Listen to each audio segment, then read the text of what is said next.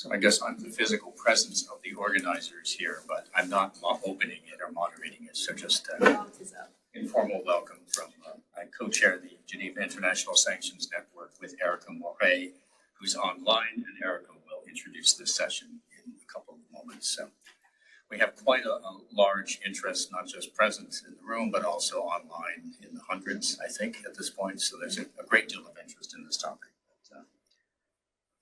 So perhaps without further ado, thank you very much to everybody for joining us today, be it in Geneva or online. I know people have connected from around the world, so good morning, good afternoon and good evening.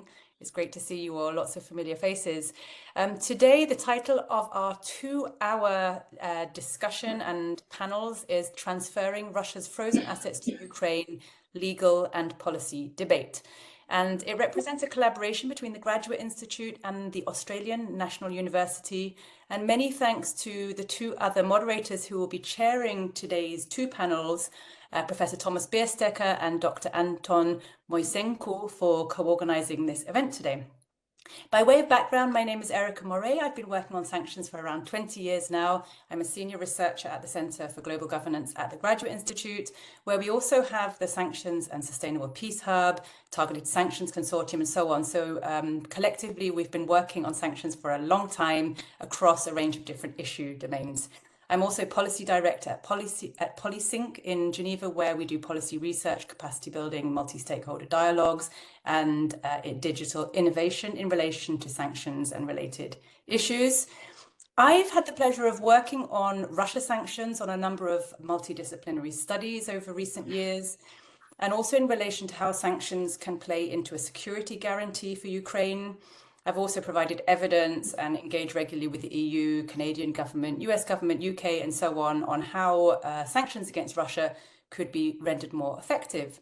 And I think having worked on these matters for a number of years, what's clearly a very new and contested, but also very important area is the one that we're going to have today in relation to the use of Russia's sovereign assets. So we thank all of our speakers for joining us today. Very much appreciate your time. Today's event is held under the auspices of the Geneva International Sanctions Network. It's something that, together with Tom Bierstecker, who's sitting in the room today, we have been running for around 9 or 10 years now. The rationale was initially to bring together speakers and faculty who are working on sanctions, but we very rapidly expanded to include people from other sectors, legal practice, banking, United Nations, from governments and so on. And really people coming to town, to Geneva, often drop in to talk about a new paper, do a book launch, do a brainstorming session, perhaps on a tricky policy area. So that's exactly what we're doing here today.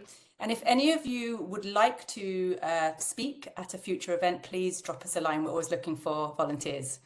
So very brief background for today's event. I will hand over very shortly to the 2 chairs of the panels to share more details. But as you will know, since Russia's full-scale invasion of Ukraine just over 2 years ago, debates have been going on as to whether Russia's sovereign or state assets, which have been frozen across the G7 countries, should be transferred to Ukraine to assist in its reconstruction. Despite the G7's commitment to the principle that Russia should pay for the damage caused in Ukraine, debates continue as to whether the transfer of what amounts to approximately $350 billion of foreign currency reserves would be lawful, as well as ramifications for political and economic areas such as fragmentation of global economy and so on. So far, these discussions have resulted in pending legislative proposals in various jurisdictions, including in the United States, the United Kingdom, the European Union, and Canada, but there haven't been many definitive solutions forged yet.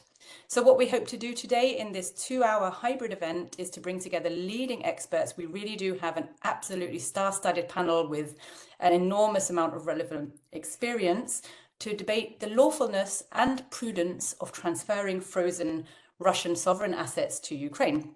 And as I said before, we're structuring this around 2 panels, the first on policy and the second on law.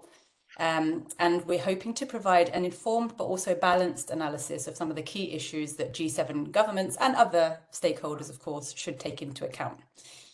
In regard to the event itself, it will be made fully public, it will be recorded, and the Q&A will also be recorded and made public, so please be aware of that. If you would like to raise any questions without being linked to your names, you can do so in the chat. Please just indicate you'd like to raise a question anonymously. Otherwise, please raise a hand either in the room or online, or post your questions into the chat. So without further ado, I would like to provide you with a very brief introduction on the chairs of our panels, but also the speakers, and really they don't need much introduction. First of all, Professor Thomas Bierstecker, my great colleague at the Graduate Institute, is Honorary Professor in International Relations and Political Science. He's worked on sanctions for many years. He's, among his many publications and contributions to this field, has been serving as one of the architects of the design of targeted sanctions around 20 years ago. He runs an annual UN sanctions training course with the UN Secretariat and is also the architect of the UN Sanctions Act, among many other contributions to the field. Professor Alan Rock, who is joining us today, is President Emeritus of the University of Ottawa and a former professor in its Faculty of Law. He practiced civil, administrative and commercial litigation for 20 years, including before the Supreme Court of Canada. He served as Canadian Minister of Justice and Attorney General of Canada, Minister of Health and Minister of Industry and Infrastructure. And he was also Canadian Ambassador to the United Nations in New York, among many other very impressive accomplishments. Then we'll turn to Professor Philip Zelikow, who is the Botha Chan Senior Fellow at Stanford University's Hoover Institution. His work, as you will no doubt know, focuses on critical episodes in world history and the challenges of policy design and statecraft. For 25 years, he's held a chaired professorship in history at the University of Virginia. Before that, he was an associate professor at the University of Harvard. He's an attorney and former career diplomat. His federal service work includes that across 5 administrations, from President Reagan to President Obama, and he was also a strategic consultant to the Biden administration. And also authored a very interesting article recently in the Washington Post with Lawrence Summers, Philip himself, and Robert Zoellick, the moral and legal case for sending Russia's frozen $300 billion to Ukraine. We'll then turn to Rachel Ziemba, who is Adjunct Senior Fellow at the Center for New American Security, a leading Washington, D.C. think tank. Her work focuses on the interlinkages between economics, finance and security, including sanctions, and the role of state-owned investors, including sovereign wealth funds. She's a seasoned commentator on sanctions and appears regularly in the international media, as well as in front of various parliamentary hearings.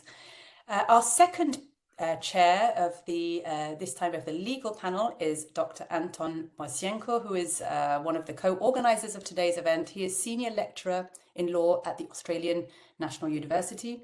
His work focuses on transnational crime, as well as legal and policy aspects of targeted sanctions. He formerly worked at RUSI in the United Kingdom. He's given testimony in various different countries, including in Australia, the UK, Canada, and contributed to various relevant here initiatives, including the Stolen Asset Recovery Initiative, which was a joint program of the World Bank and the UN Office of Drugs and Crime. And also, I recommend you look into his publication, Sanctions, Confiscation and the Rule of Law, which came out in 2023. We then have Dr. Tom Grant, who is Senior Research Fellow at Wolfson College at Cambridge University and Fellow at the Lauterpacht Centre for International Law, also at Cambridge. He works on questions of state immunity, sovereignty, international investment protection, the use of force under international law and international dispute settlements. He formerly taught at the University of St. Gallen and the Catholic University of Lille.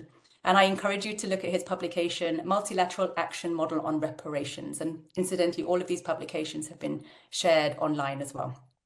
We then turn to Professor Ingrid Brunk, who is the Helen Strong Curry Chair in International Law at the Vanderbilt Law School in Nashville. She's served in various leading positions at the university, and her work covers foreign relations, public international law, and transnational litigation. She's a member of the American Law Institute and is also a contributing editor at Lawfare and a founding editor at transnational litigation blog. And I also encourage you to see her publication, Countermeasures and the Confiscation of Russian Central Bank Assets in Lawfare from 2023. And finally, last but not least, Dr. Bart Shevchik is lawyer at Covington and Burling, Brussels, where he advises on European and global public policy, including in relation to economic sanctions and asset seizure, trade, foreign investment, and so on. He served in senior advisory positions in the US government, including as a member of Secretary John Kerry's policy planning staff at the US State Department, and also as senior policy advisor to the US Ambassador to the United Nations, Samantha Power. He went on to serve as advisor on global affairs at the European Commission's think tank. He also teaches grand strategy at Sciences Po in Paris and is a non-resident senior fellow at the German Marshall Fund. So without further ado, I will hand over straight away to Tom Bierstecker, who's in the room in Geneva. And over to you, Tom. Thanks. Thank you very much, Erica, for that introduction, the overview, and the introductions in particular of our extremely distinguished group of panelists to discuss these very important issues. As Erica said, we're going to first talk a bit about the policy dimensions of the issue. Is this a good idea in general? We may or may not reach consensus on that, but after that, we'll turn to the second panel that Anton will share, which is going to address the question of, well, it might be a good idea, but is it legal under international law? So we'll have two roughly 40 minutes panels on these, and then a chance for general question and answer on both panels. So rather than doing them separately, we'll do the Q&A collectively. So I have the privilege of chairing the first panel, and given Russia's active aggression against Ukraine and the widespread calls we've heard for reparations for war-related damage, there's a very strong moral case for confiscating frozen Russian state assets and using them to support Ukraine. But is it good policy? Whether or not it's legal to do so, which as I just said will be the subject of our next panel, is confiscation of frozen Russian state assets the right political decision at this moment in time? I say that because I personally give my own initial thoughts about it, although as I say, I'm open to persuasion. I personally have some doubts about the wisdom of confiscating Russia's state assets at the present time. I certainly have no disagreement on the moral case for confiscation, but given my research, especially my recent research on how sanctions relief or the relaxation of existing sanctions regimes can facilitate negotiations, my main question is, why remove a large resource or potential leverage in advance of an armistice or a negotiated settlement of the conflict?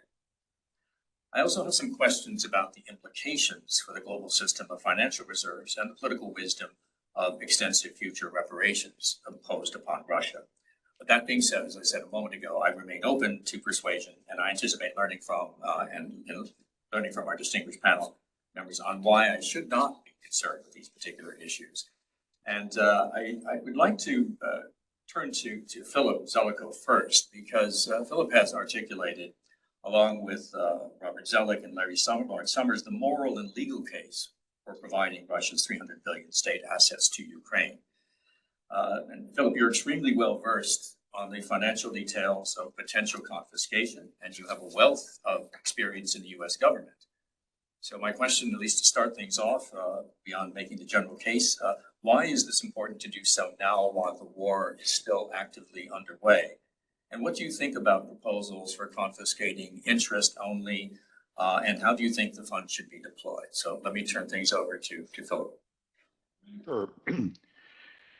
Glad to have the chance to share some thoughts with this group. I'm pretty close to the policy issues on this as well.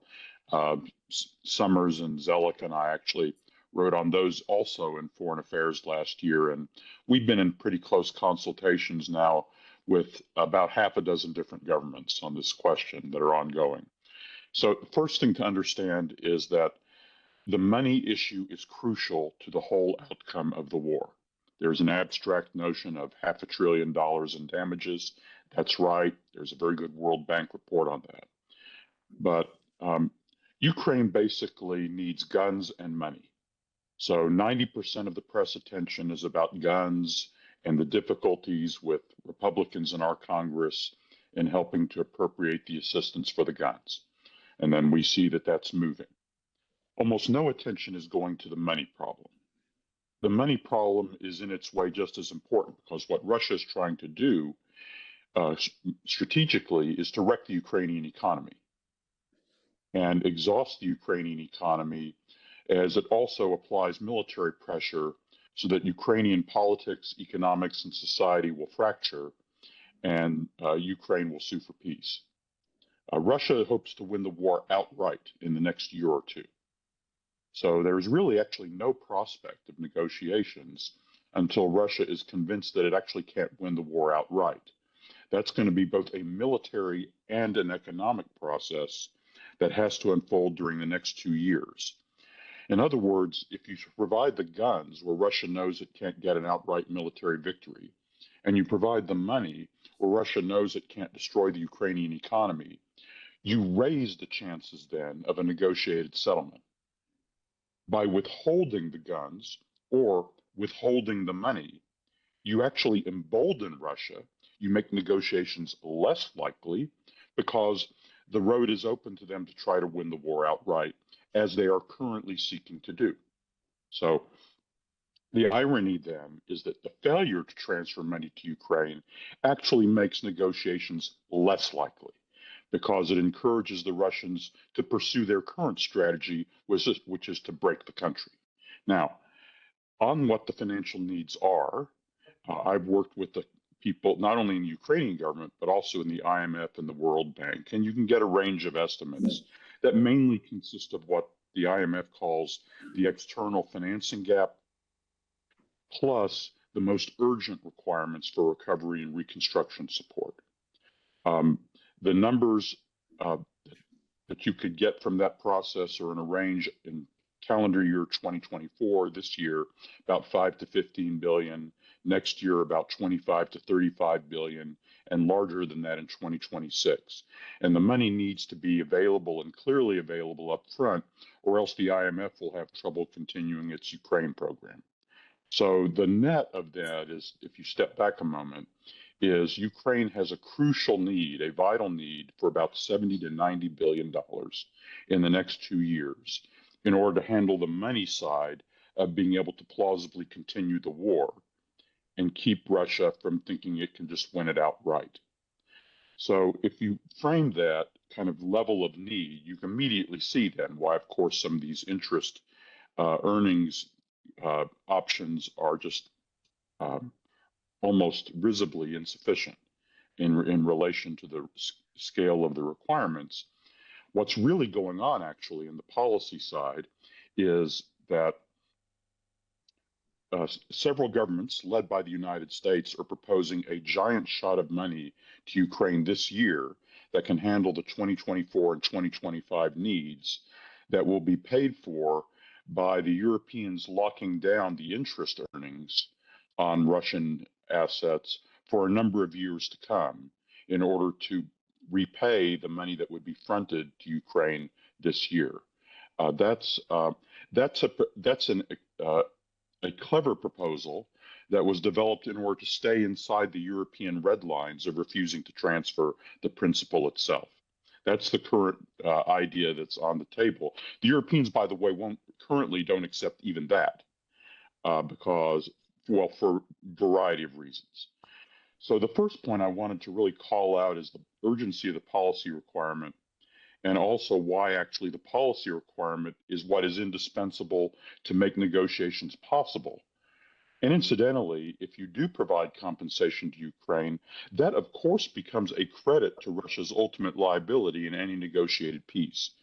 And all the G7 leaders have now said repeatedly, over and over, that none of the money will go back to Russia, not $1, until Ukraine has been compensated. They've locked themselves into that position 3 times now in writing. So, but you can credit Russia as an offset against its liability.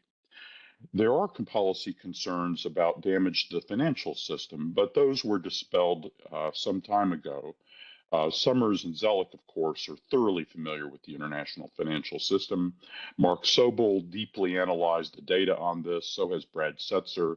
And what's really happened is that At the level of the financial system, the Chinese and others have already priced the political risk into their asset allocations. They've actually been doing that for years, and they accelerated that process 2 years ago. And you can see there's actually no effect on the dollar and euro holdings in foreign exchange as a result of having immobilized the assets more than 2 years ago. What is true, and this is true, is financial interests deeply resent the political interference that transferring the Russian money would represent. And what's also true is not so much a generic threat to the euro, is very specific blackmail threats that have been made against the French, the Germans, and the Japanese by specific countries. So, for example, the Chinese and the Saudis have threatened the French government to be very specific at the highest levels that they will quit buying French sovereigns if the French join in a move to transfer the Russian assets. I have that confirmed to me directly by top political officials on both sides, that is, those making the threats and those who receive the threats. Now, they don't talk about that publicly, but that's where the real policy debate is now, is frankly the blackmail threats against specific countries' interests by other specific countries like those. And so then the work on the policy side, in part, is to try to address those blackmail threats, because actually there's quite a lot of FX holdings in Europe that can be called upon to help backstop French sovereigns, and there are other options that are available to help counter those threats. But it is true that financial interests in general are extremely hostile to any political interference in the management of the money. So let me just stop there. I just tried to introduce a sense of how vital this issue is from a policy point of view, how crucial it is to have any hope of negotiating an armistice in this war, and where I think the policy issues really stand.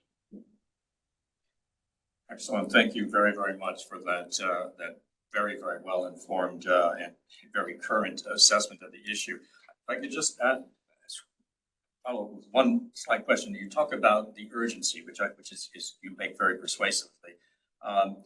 Does that suggest then that the amount of assets that are currently frozen would not be confiscated in their entirety within the first year?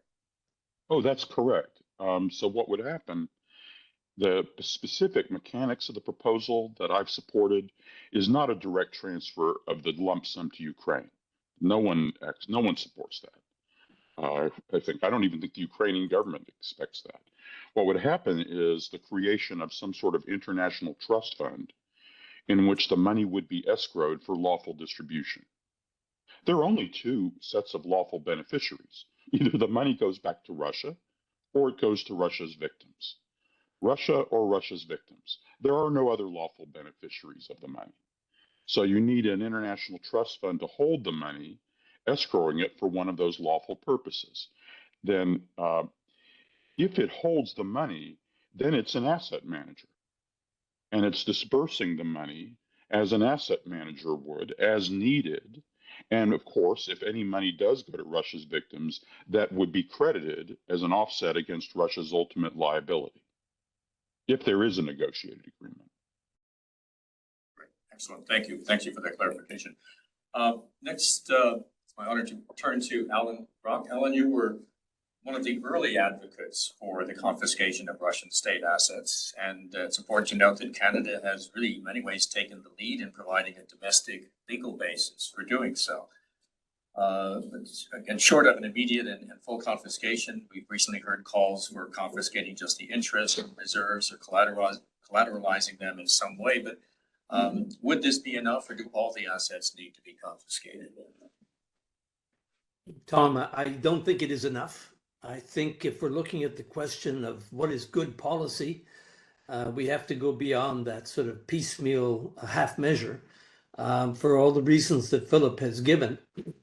And let me say at the outset that you've heard Erica describe the fact that I spent 10 years in the federal cabinet in Canada in 3 different portfolios, and often had to confront the question, is a proposed measure good policy?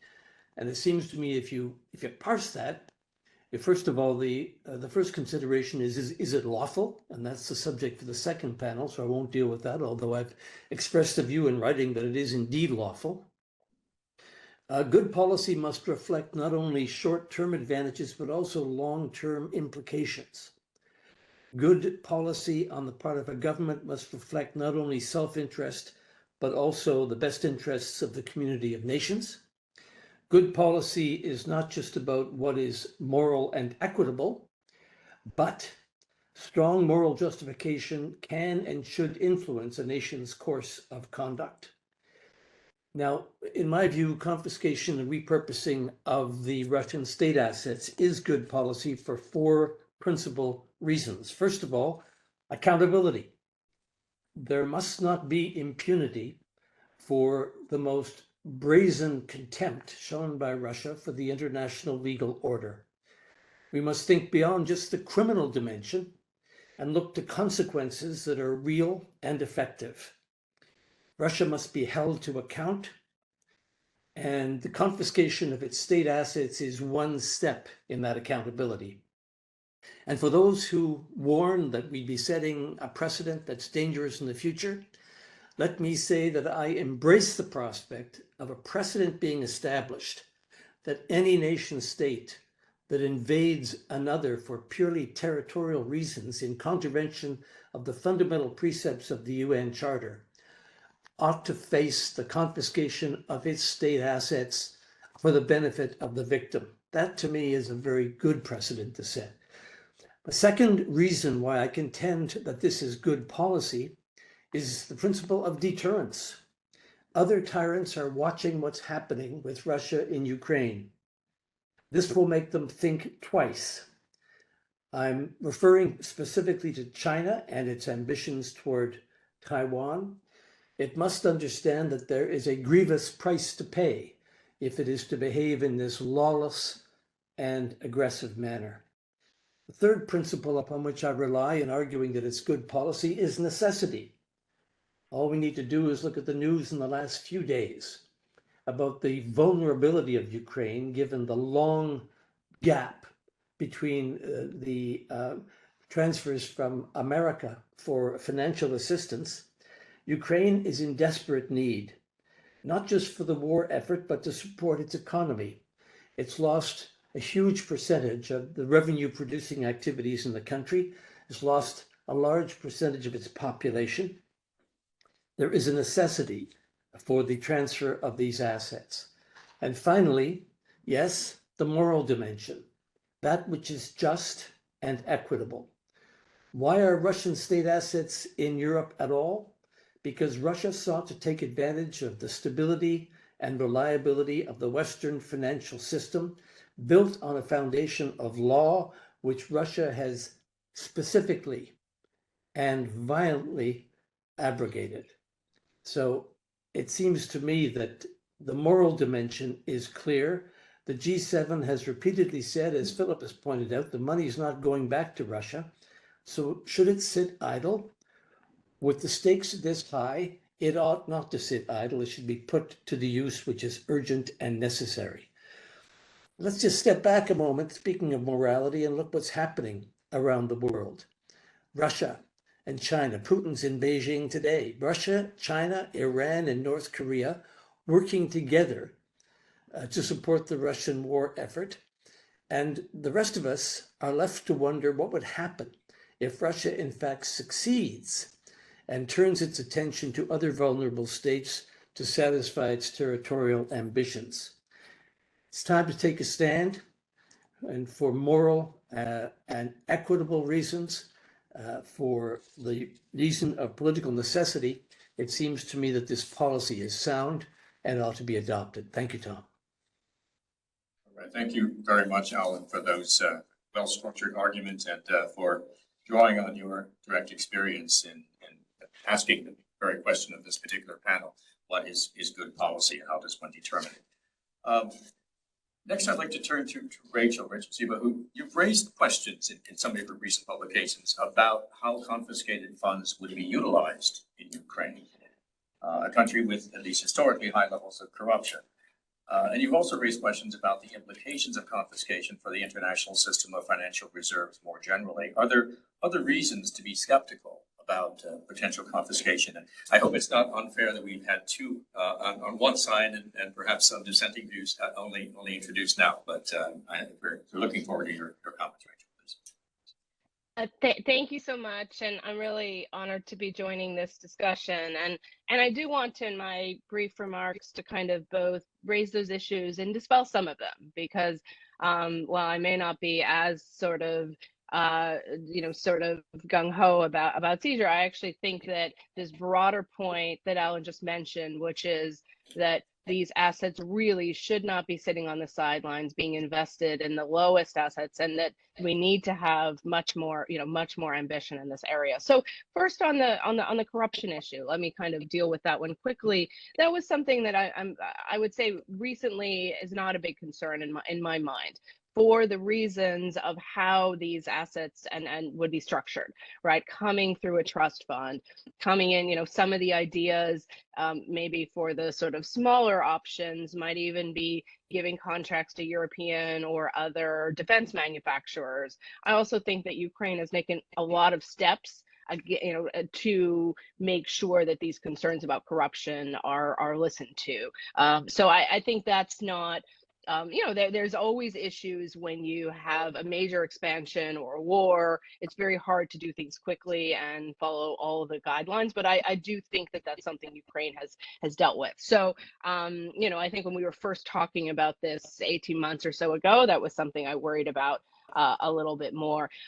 Second, you highlighted this question of the global financial system and reserves. And I would agree with the sort of broader point that I think Philip highlighted, which is that, there hasn't yet been sort of a shift in reserves. And I agree with people like Brad Setzer, who highlight that the bigger risk, if anything, if there was going to be a move away from G10 FX locations, the very fact of immobilization over 2 years ago was probably a key signaling point. I do have another concern on that area. Of course, we don't know what the longer term consequences are, but I think rather than being worried just about confiscation, we should be more concerned about the other sort of policies that we're doing, including even thinking about how partial enforcement of things like the oil price cap have created a whole network of illicit financial networks that increase the incentive for countries to move beyond the dollar and euro. The other way of mitigating potential risk here is via the fact that if the G7 or G7 plus friends move together, then there's sort of less individual country exposure. For now, there are very few alternatives on the reserve asset side. CNY, yes, is increasing, but there are real limitations there. Gold is hard to monetize, paradoxically. But I think the more important thing when thinking about the role of reserve assets is in thinking about the sort of other underlying macro policies. Now, my fellow panelists have said, the sort of financial needs are great. We've got to sort of have more ambition. These sort of smaller investment options or interest options, excess profit options don't go far enough. That's probably true, but I think we do maybe have to, so we can have different policy discussions at the same time. And one of them is to say that if the only thing that we can do is interest and investment prospects and the like, then we ought to have more ambition. So first of all, at a minimum, coming up with financial engineering mechanisms that would at least mean that we're not talking about 2, 3, or 4 billion, but 10 or 15 billion. And that can be done via mandating that Euroclear and others invest these assets not just overnight at the ECB, but in government bonds. Other options would be pulling forward the sort of proceeds and potential earnings from European government bonds. Now, that's still not enough to necessarily make the gap, but if the bigger sort of, option of getting quickly to 50 billion isn't going to work, then at least we shouldn't sort of, be satisfied with a couple of $1 billion a year. On the point of leverage at negotiation, I tend to agree with Philip's point that you know, at this point, you know, it's harder to see that it would be a really great, you know, that Russia would see that as a good option. And it's possible there are other negotiation sort of tactics in that way. The other point I guess I want to leave us with is to say that in this very important conversation about about how to better use the immobilized assets, we also want to make sure in a parallel discussion not to lose sight of what the broader goals of immobilization were, which were to reduce Russia's access to revenues to fight the war. And I bring that up because you know, this discussion is about, you know, sort of how can those assets be used while they're on the sidelines.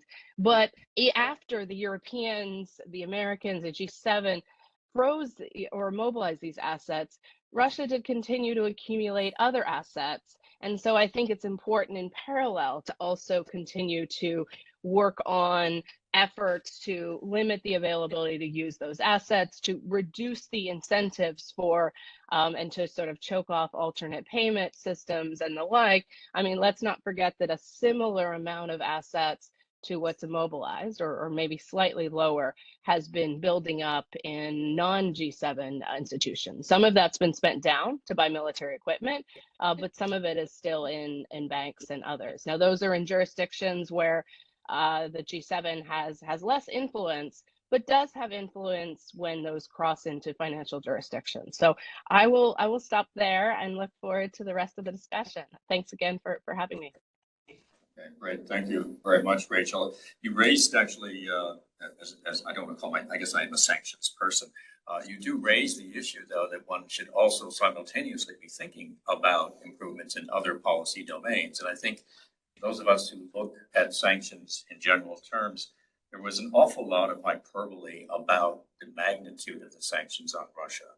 And in fact, there are many, many more things that could have been done or still could be done with regard to sanctions, and particularly with regard to the enforcement of the existing sanctions. And you made reference to the oil price cap as an example of that. So I think it's interesting to keep that in our consideration as well, as we're thinking about not just this one aspect of an approach, but a more multifaceted, multi-policy approach. With that, just as an initial reaction, we have some time set aside for our presenters to discuss amongst themselves and to raise a question, add a qualification, pose an issue, and you can pose it to anyone, including the moderator if you want. But anyone at this point, we have, I think, I allocated 3 minutes each, but we will see if we can have it. Who'd like to start in terms of the next round of comments or clarifications or qualifications? May I ask a question of Rachel, Tom? Please. Rachel, you made reference to the use of the interest on these Russian state assets. One of the concerns I have with the half measures, whether it's using interest or whether it's using the Russian state assets as collateral for bonds that might be issued, is that those are steps that are consistent with taking ownership. I mean, if the money belongs to Russia, then surely the interest gained on that money belongs to Russia as well. And is it not inconsistent with the position that, oh, we can't touch it because it's not ours and it will damage the international financial system, but we can take the interest? It's about a little bit pregnant is what it boils down to. So how do you square the policy of taking the interest on the money with the general mentality in Europe that it's theirs and we ought not to take it? It's a good question, and there's probably another non-legal one, which is, do we spend so much time on financial engineering to get out a few more $1 billion and think, you know, pat ourselves on the back and think we've, you know, collective done a good job? So I'm not a lawyer, right? And so I'll defer to the next folks, and you know, obviously people like yourself. But my understanding, a couple of things have happened. One is that what's been happening is that, in a sense, because Russia can't collect on those revenues, those earnings, some of this are bonds that have matured in the time frame, as well as coupon payments, and they have gone as excess profits to Euroclear. So that, and that's where you get to these sort of smaller, smaller amounts here. One option would just be, and look, the Europeans have already gotten on side, passed in one of the recent sanctions packages, this willingness to do something with these excess profits. And so one of the ideas is, at least let's make sure that those excess profits are larger, and the like. And there are ways, I understand, of doing this that would avoid actual transfer of ownership, and particularly here because not only the sanctions but also Russia's inability to collect. But it is a valid it is a valid concern. I defer to the lawyers, but I do think at a minimum, since there is this consensus on leveraging the excess profits, let's have a more realistic estimate of what those excess profits really are, what the interest is, because as I think we've all said, the financial needs are great, and will only get larger, and the time to act is now. So, Tom, where I'd like to come in actually is to lift the curtain and show and give your audience a little bit of additional information about what's kind of really going on that they're not reading very much about.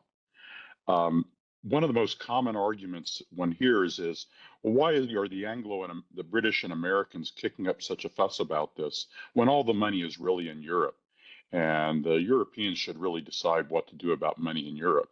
Well, the money is in Europe because the Russians hid it there. It actually, quite a lot of the money that is, quote, in Europe is actually not in Europe. Let me explain. The Russians deposited lots and lots of securities, for example, in Euroclear. The securities turned into cash. Nearly 40% of that cash is not in euros. Nearly 40% of that cash is in US dollars, Canadian dollars, and British pound sterling. Just, by the way, just those three currencies alone probably are something in the vicinity of $70 billion worth of Euroclear holdings. And by the way, those currency holdings, those cash holdings, are being entirely managed inside of Canada, the United States, and Britain by partner banks, correspondent banks, working with Euroclear. And the way this is being done is Euroclear has hidden the Russian ownership of that cash because they put it in commingled cash management funds that are under a Euroclear name, not the name of the Russian central bank. When they deposit that cash in, say, the American bank, the Canadian bank, and the British bank, they're using to manage these enormous funds. So, and then just to kind of, you almost need a sense of humor to grasp this. The current EU proposal, which was presented as progress and which the news media swallowed as progress, is actually the EU would tax the earnings on this money, nearly 40% of which is actually earnings on non-euro currency deposited in non-euro banks. The EU would tax that money, not to give it to Ukraine, but to give it to EU defense industries and offset EU defense spending burdens. And then that in the amount of, let's say, a few $1 billion next year was then presented to the world as being progress. I just, in a way, Alan was not being tough enough. So you first have the principle where, to many legal jurisdictions, the whole idea of claiming that the interest belongs to Euroclear and not to Russia is legally questionable. Then you take the fact that the interest, a large part of the interest, isn't even being earned in Europe. Then you have a European claim to be able to tax all of it, but not to give it to Ukraine, but instead to offset European defense spending. And it's remarkable when you really appreciate what's truly going on here in the way certain European governments are trying to twist the union into a pretzel in order to avoid having to just step up to the issue of transferring the principle. Thank you very much for that insight into the location. I had seen that, in fact, your previous email message, you had already elaborated on that. But I think it's a very important point because there's a lot of ignorance, I think, about even what is Euroclear, what does Euroclear do, Right. where is this money and so on. So I think it's very important to articulate it. Please. I'm sorry. Any other internal, at least amongst the audience, by the way, you'll have a chance to pose questions to all the panelists who will be the legal and policy together in just be patient another 40 minutes or so. But amongst yourselves, any other follow-ups or questions you wish to pose?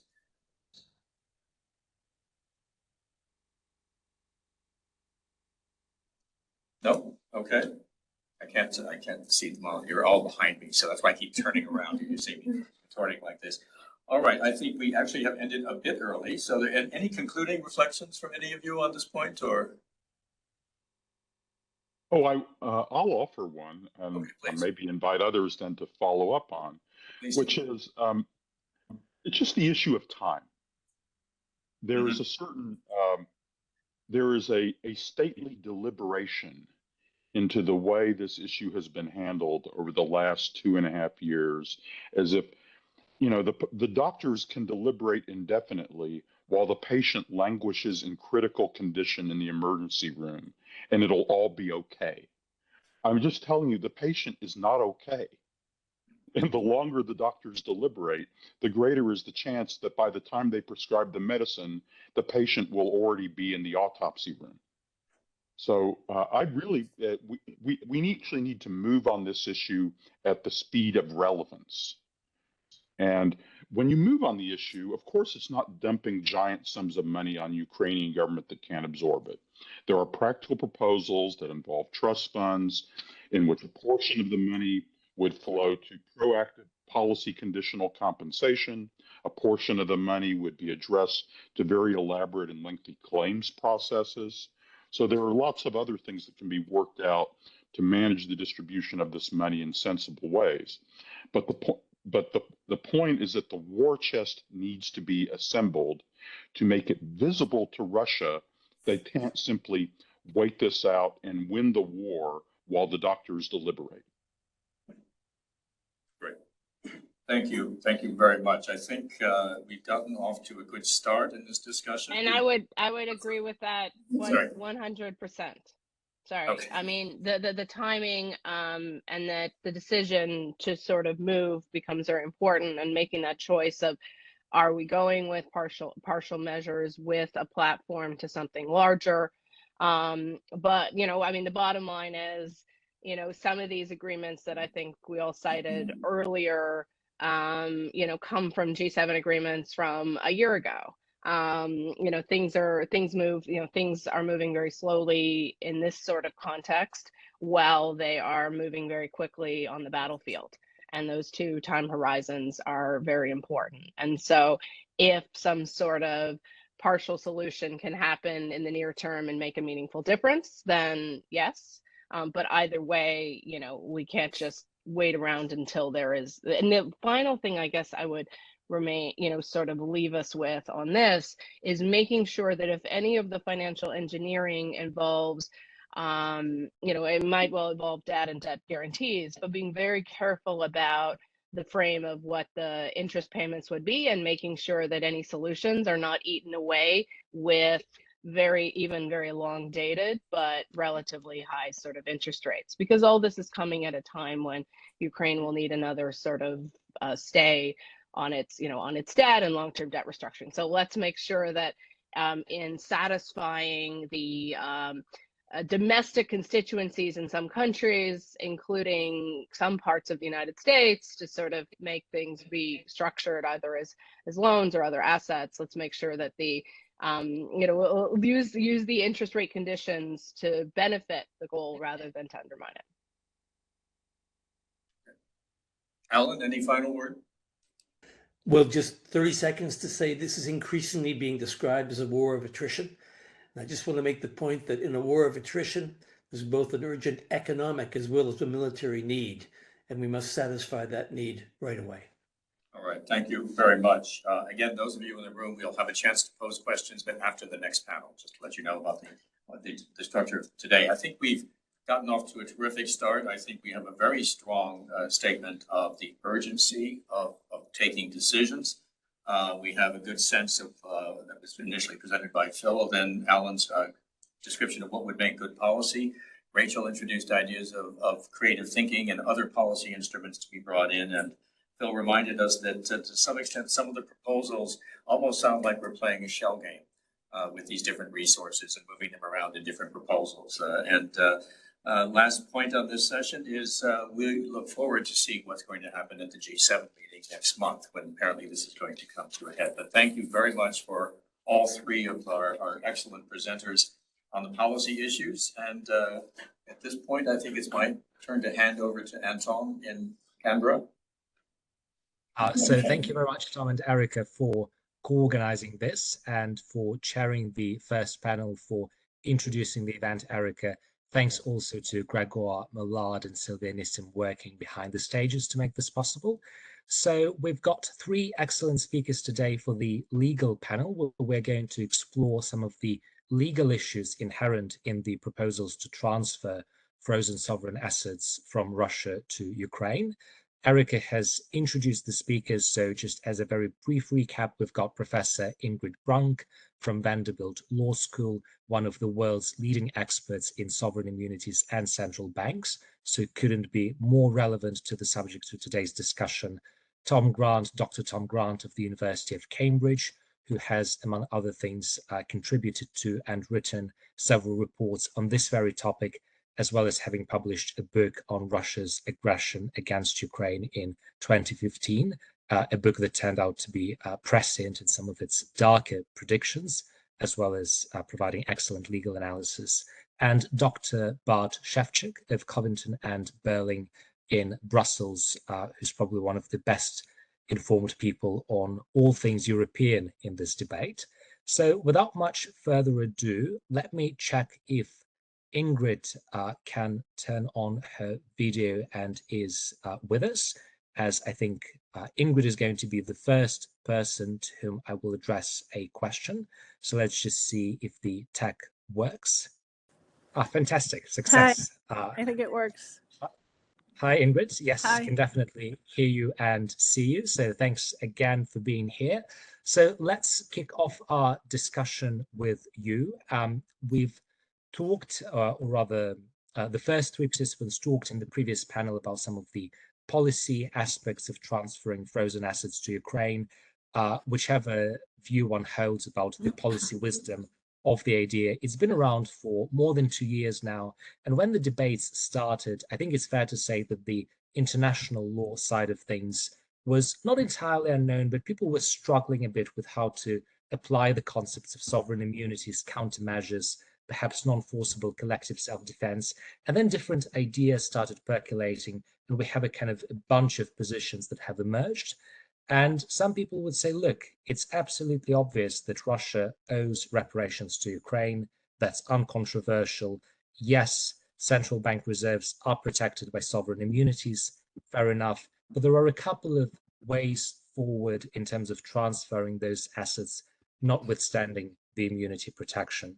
One pathway is the application of the law of countermeasures.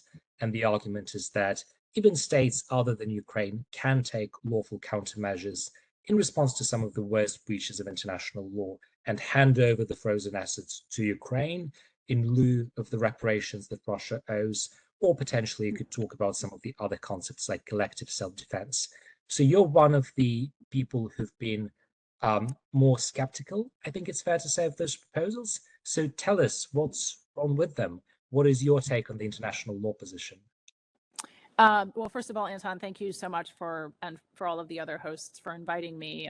I'm happy to be here. My Wi-Fi is a little iffy. I'm in Italy at the moment, but all seems to be working well. And Anton, you are yourself an excellent scholar in this field, which shouldn't go unmentioned.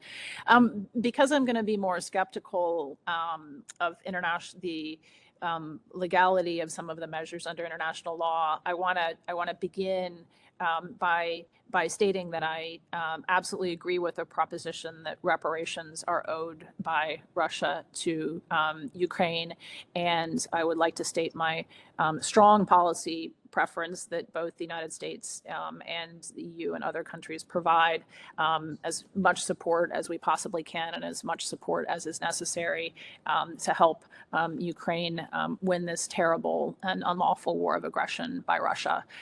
So none of the concerns that I voice come from a different policy perspective. Those would be my policy objectives. So I share a lot with most of the speakers here, I think, and I hope my concerns can be taken in the spirit in which they're intended.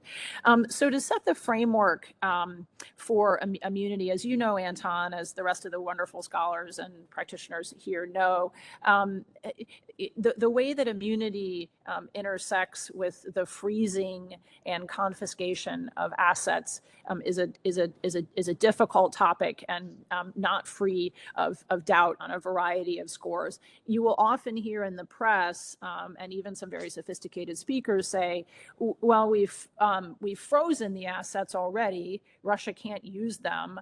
What's the difference? What's the legal difference between freezing assets and confiscating them? I mean, Russia doesn't have them and hasn't had them since the beginning of the war. And this tees up one of the important legal distinctions in this debate, which is between measures that implicate foreign sovereign immunity and measures that don't. Many people, myself included, think that foreign sovereign immunity simply does not apply to measures that executive branches take. If an army bombs a central bank, that's a problem for the central bank, but it's not an immunity problem. And so too, freezing Russian central bank assets in the United States and in Europe has not involved the use of judicial power. And immunity is an exception to judicial power. So the freezing of assets has not in the first instance implicated immunity. This same line of argument actually suggests that the Repo Act in the United States, which does not rely on judicial measures to actually change the ownership of the assets, may not be problematic from the perspective of immunity. But in most places and in most contexts, when we move from freezing the assets to actually changing ownership, in most situations, that requires an exercise of judicial power, at least in most democracies. And when you use judicial power to operate on the assets of a foreign central bank, we encounter a very high level of immunity. And I think there's a broad agreement, at least on that central bank assets are entitled to a very high level of immunity. And if the confiscation of those assets violates either foreign sovereign immunity because it involves judicial power or some other principle of international law, like a prohibition on the expropriation of foreign property, if it violates customary international law in that way, perhaps it can be justified under international law as a countermeasure. So that's providing a little bit of framing for you in terms of when the doctrine of countermeasures might be relevant here and when it is not. And there are just a number of difficulties with characterizing these actions as countermeasures. Countermeasures are designed to be temporary. They're designed to induce the other side to stop their violations of international law. They are very infrequently used on behalf of third parties. Using countermeasures as a remedy for equitable relief, as a way of just ensuring that Ukraine is remedied for the harms that it has suffered, is not traditionally how countermeasures have been used. These countermeasures are much less an inducement than they are a simple taking the money and compensating the harmed party, which is not how we have traditionally used countermeasures. And I know a bunch of people on the call disagree with me, so maybe we should turn to the disagreement and then just to get all the points out on the table. I will say in my own, as I've said in my writing, this is an area governed by customary international law. Countermeasures, and also, for that matter, sovereign immunity. And customary international law changes. And maybe we want to dramatically expand the use of countermeasures. I think even people who think that countermeasures are appropriate here would generally agree there just really isn't precedent on this scale. Maybe there's a few cases you can cobble together of third-party countermeasures. Certainly none of them have to do with central bank immunity. Maybe you can cobble together a few precedents that make it seem like this looks like inducement. But I think it's pretty clear this would be a major step forward for the doctrine of countermeasures, and maybe that's a good thing. Maybe we'll be able to provide reparations for more entities that have been harmed. But I do want to note that the UN General Assembly vote on reparations for Ukraine was a much more fractured debate and vote than other votes in the UN General Assembly. And the reason is a lot of developing countries said, why reparations for Ukraine? Why not reparations for colonial harm? Why not reparations for climate change? Why not reparations for the large numbers of people around the world who have been injured by violations of international law? I'm not suggesting I'm not suggesting that we can't compensate one country just because we would also have to compensate others. But I do think the rest of the world sees this as pushing a doctrine, pushing international law in a way that's designed to achieve the economic and political prerogatives of powerful countries in the West. I don't agree with that, but I think this idea of selection and double standards in international law is a very significant one, and it's only become more significant with the events in Palestine. So I'll just leave it at that, and we can get all the ways people disagree with me out there. I think I've said enough to guarantee that everyone disagrees at least a little. Thank you, Ingrid. Well, it's certainly the point of today's event to have a degree of moderate and civil disagreement. Just before I go to Tom, to clarify for those who are not steeped in the world of international law and countermeasures, when you talk about requirements such as temporariness and inducement, basically what you're saying is it's okay to freeze the Russian state assets temporarily and use them as a source of pressure on Russia to say, look, we'll only release those assets if you do X, Y, and Z, but you can't, as a lawful countermeasure, take those assets and give them to someone else. Is that sort of the gist of the argument? Yes, it's part of it, and thank you so much, Anton, for the question. The other part of countermeasures is you only need to use the doctrine of countermeasures when you are excusing conduct that would otherwise be unlawful. So that's what the doctrine of countermeasures does. I do something, it would violate international law, except if I come within the doctrine of countermeasures, that violation of international law is excused. So this comes back to your hypo, Anton, or your question, because I don't think freezing central bank assets very clearly violates international law. And if it doesn't violate international law, we don't even need countermeasures in the first place. It might be what we call unfriendly unilateralism. It might be termed a retorsion. It might be something that Russia doesn't like. But there are, a lot of asset freezes take place with very little mention that they might violate foreign sovereign immunity. Now, they might violate other areas of international law. They could violate human rights or the duty of non-interference. There's different ways to think about how sanctions might violate international law, but the primary limitation that we've been talking about is immunity. And since I don't think immunity applies to purely executive branch measures, we wouldn't even need to get to countermeasures at all for the asset freezes. But I know you disagree with that, Anton. I think based on earlier conversations. Okay, well, but that's thank you. That's how countermeasures work for the audience, right? You don't need the doctrine of countermeasures unless you need to excuse some conduct that would otherwise be wrongful. I don't think Anton and I disagree with that. We just disagree whether freezing central bank assets is a violation of international law for which you need the doctrine of countermeasures. I generally think the answer is no.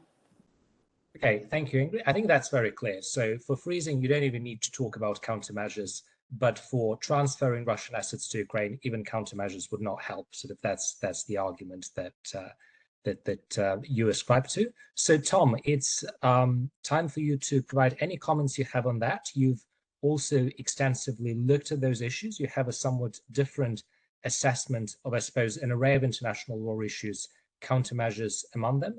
So over to you. Thank you very much for your kind invitation to this important workshop.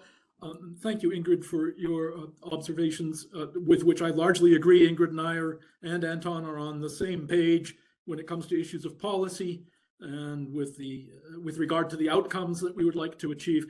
But we do have some differences, I think, in understanding countermeasures. And I thought I would focus for a few minutes on countermeasures, and then, if there's any balance to my time, give that back to Anton to share with the whole group for a discussion. I mean, to start with countermeasures, we're talking about the next step, not the freezing of the assets, but the actual taking of the assets, so that the assets might be used for reconstruction and other purposes to aid Ukraine. But broadly, the definition of countermeasures, as Anton and Ingrid just said, is that they are measures that would otherwise be unlawful. That is to say, they would constitute a violation by the country taking the countermeasure, except for the fact that the country is taking the measures in response to a prior illegal act by another state that owed an obligation to the state taking the measure. You might think of it as a sort of doctrine of excuse, or a doctrine that it frees you, the state taking the measure, from the consequences of what would otherwise be an unlawful act. People sometimes say that countermeasures equate to tearing up the law or tearing up treaties. Well, no, to the contrary, the underlying obligation, for example, to respect sovereign immunity continues to apply to the state who takes the countermeasures, but the consequences of violating that obligation are avoided under the doctrine of countermeasures if properly invoked. Now, when can you properly invoke countermeasures? Well, it's when the state against whom you invoke them has committed a violation of international law owed to you, and when you take the measures for the limited purpose of inducing that violating state to cease the violation and to make reparation. Now, what we want to talk about is whether we could invoke countermeasures, we being the United States, the United Kingdom, the member states of the European Union, Switzerland, and so on, whether we could invoke countermeasures, and whether we in particular could invoke these countermeasures, that is to say, countermeasures involving the taking of Russian sovereign assets located outside Russia. So those are two questions. Can we do it? And can we do this particular thing?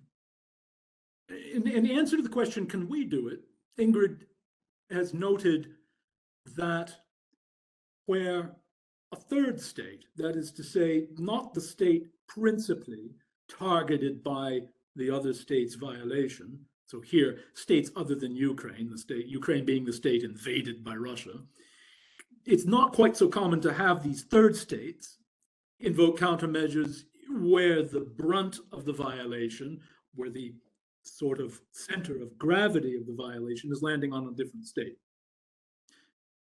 Yet there is a practice of third-party resort to countermeasures, and at least to a degree, if we look at the UN International Law Commission's 2001 articles on state responsibility, we see that there is space for a state in this situation, other than the Ukraine, other than the state which is the principal victim of the violation to take measures. Now, the constraints on the third state, among others, are that the violation must be of a rule that is of a fundamental character, and the violation of the rule must be a violation that radically changes the position of the third states.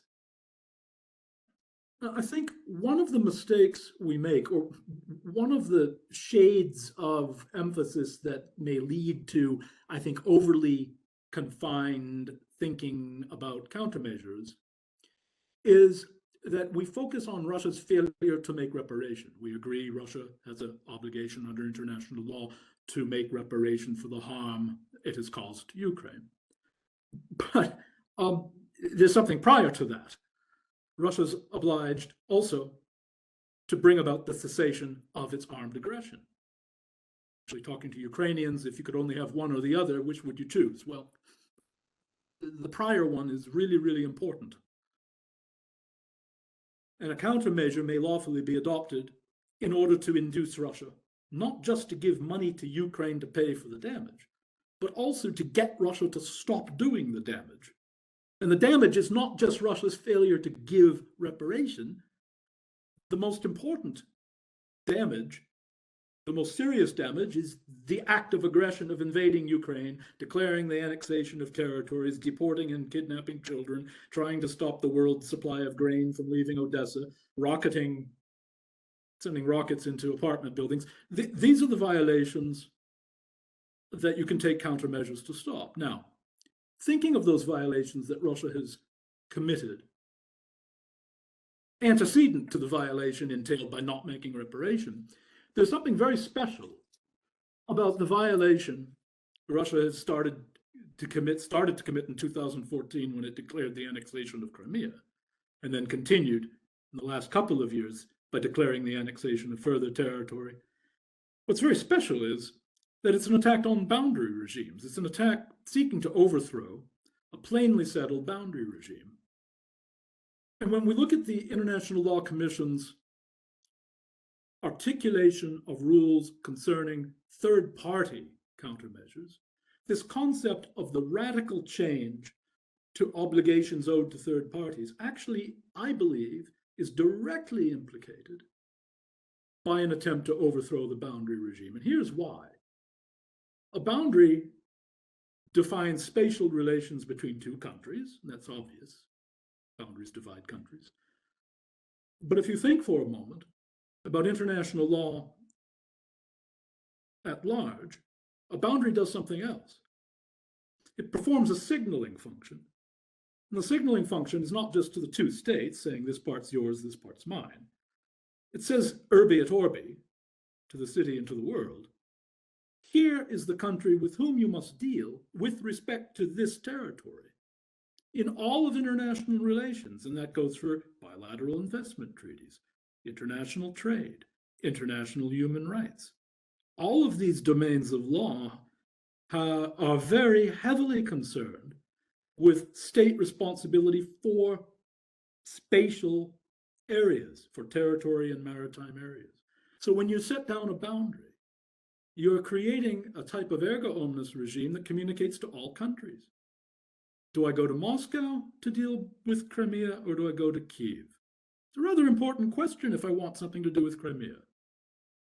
The point is, the antecedent violation by Russia is an attack on the boundary regime. In my view, there's a strong argument to be made that that claim by Russia is a radical change in the sense of ILC Article 42, if you want to read the text. It's Article 42 of the 2001 Articles on State Responsibility. It is, in fact, an attempt to cause a radical change to the prior obligations of everybody. Any country wanting to have anything to do with the territory concerned is directly implicated in that violation.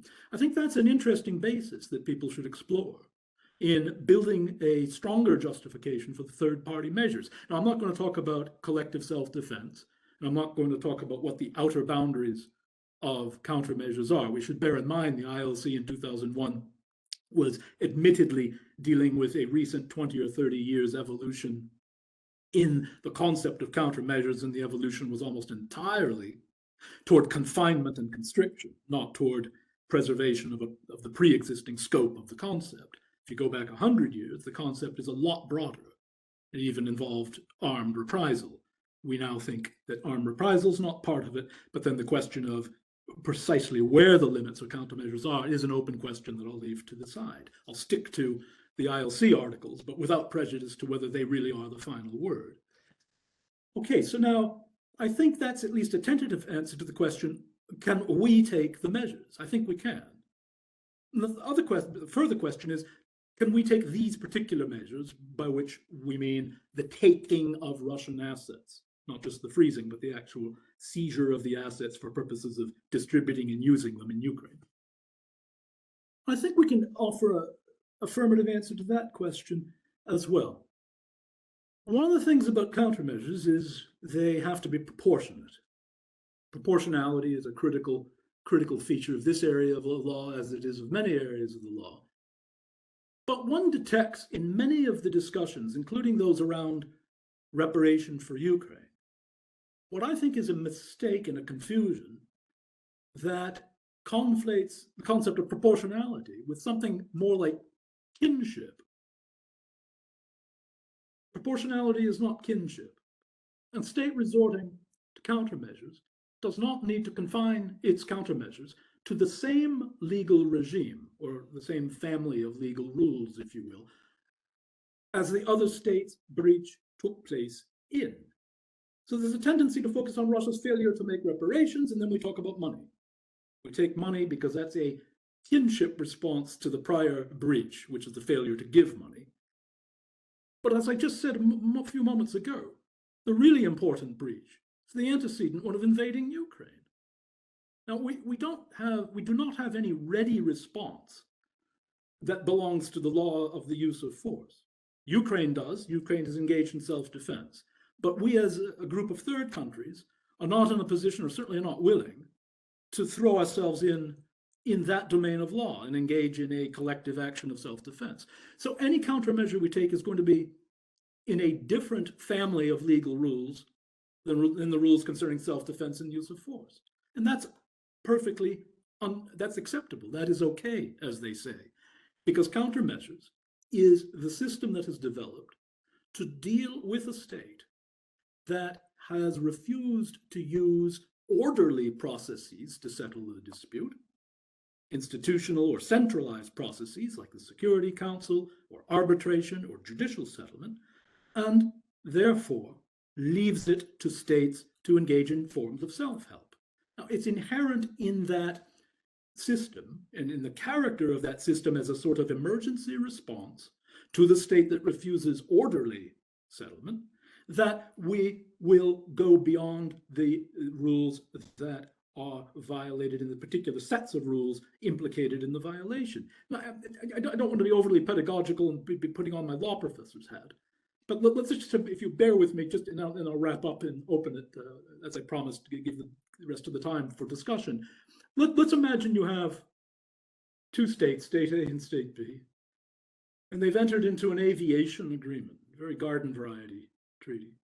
And let's say that under the treaty, state A and state B both are obliged to allow the other state, we'll say 10 landing slots on the territory of the other state.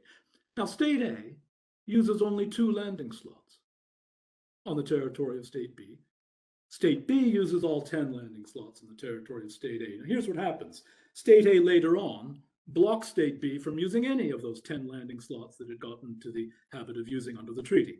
Let us say further that state A refuses any orderly settlement of the dispute, refuses arbitration, refuses mediation, and so on. So now we have a classic case where it is open to state B to resort to countermeasures against state A. But if state B subscribes to what I'm going to call the kinship theory of countermeasures, then state B will confine and limit its countermeasures to matters arising under that aviation treaty. Well, it's an aviation dispute, right? So the problem, though, is state B has lost access to all 10 landing slots, which it was using and enjoying. State A is only using 2 of them. So if like violations have to be limited, if countermeasures are a like for like system, the only thing state B can do is deprive state A of 2 landing slots. Well, that's proportionate, but it's so proportionate that's not effective. It doesn't even come close to the scope of the violation of state A. State A's done 5 times worse than state B can do back if state B confines itself to countermeasures that have this kinship relation to the violation. But that's not how countermeasures actually work. So now let's expand our hypothetical case and say that state A also happens to have placed a lot of sovereign wealth in the territory of state B. Well, the seizure of the sovereign wealth would be and could be done in a proportionate way. Now, sovereign immunity and its law are very different from the lex specialis of a bilateral aviation agreement. Different family of legal rules. But of course, state B is going to cross over into that other family of rules, because if it restricts itself to the treaty rules, in that domain, it's not going to come anywhere close to a real credible inducement on state A to begin behaving again. And so that I hope I haven't gone down a rabbit hole that's too obscure. But Russia's violation is the act of aggression and the failure to make reparations. So our measures, the measures we take, may direct themselves. We may address ourselves in our countermeasures, both to the antecedent aggression and to the failure to make reparations. And just very quickly, I would say that one thing about money is it's fungible. And it's the most readily replaceable form of asset. If we take countermeasures in the form of the seizure of Russian assets, it's always open to us to return the assets. That would make Russia complete and whole again. And thereby we would meet the requirement of countermeasures that the measures be reversible. It's eminently reversible. If you take my money, you can always give it back. Now you could make giving it back conditional upon me doing certain things, like stopping my invasion and agreeing to make reparation. But it seems to me that that's actually a very clean approach and very well cabined within a fairly traditional understanding of countermeasures. Anyway, I'll leave it at that and Fantastic. Back over to Anton. Thank you so much, Tom. Lots of themes there. One of those themes that you began with was who is a third party or who is a specially affected state. And I think that's a nice segue to the topic of Bart's remarks, or a question that I'm intending to ask of Bart, which has to do with the EU's response so far, which of course has been infused with international law considerations. We saw a kind of leaked non-paper in November 2022 that expressed some of the EU's anxieties around the confiscation of the entire amount. Then we had proposals floating around surrounding the confiscation of the interests that have been generated on those assets. And we've heard a couple of comments on that from Alan and Philip in the previous panel. So Bart, could you talk to us a bit about that whole landscape and that EU's response? Do you think that that alleviates in any meaningful way any of the international law concerns that have been raised? Yes, fantastic. Okay, great. Thank you. Sorry for that slight delay. I started saying that thank you very much, Anton, and the organizers for inviting me today. And I wanted to build a little bit on Ingrid's and Tom's remarks, which is that I was actually quite heartened to hear Ingrid say that in her view, even under a relatively restricted view of countermeasures and what's allowed under countermeasures, and her view on sovereign immunity, that the Repo Act actually poses, as I understood correctly, Ingrid, poses no problems from the perspective of international law for you, because it doesn't go through the court system either, because you have a sort of a direct executive authority to seize the assets, and or because there's no judicial review of that decision. And if that's the case, if I understood your position correctly, Ingrid, then all the EU needs to do, all that Paris and Berlin need to sign on to, is an EU version of the Repo Act, because obviously you could have the same text adopted at the EU level, and then a direction to Belgian authorities and so forth to implement it in their national systems the same way. So if that's the case, then we can short circuit the whole complex debate around international law, because as I understood again correctly, there would be no sovereign immunity concerns, and then you fall back onto the policy debate, which is where really I think the main action lies. But let me just note that for the back and forth amongst the panelists afterwards, and then the Q&A as well. On Tom's point about countermeasures, I think your focus was on collective countermeasures, and I subscribe to what you outlined.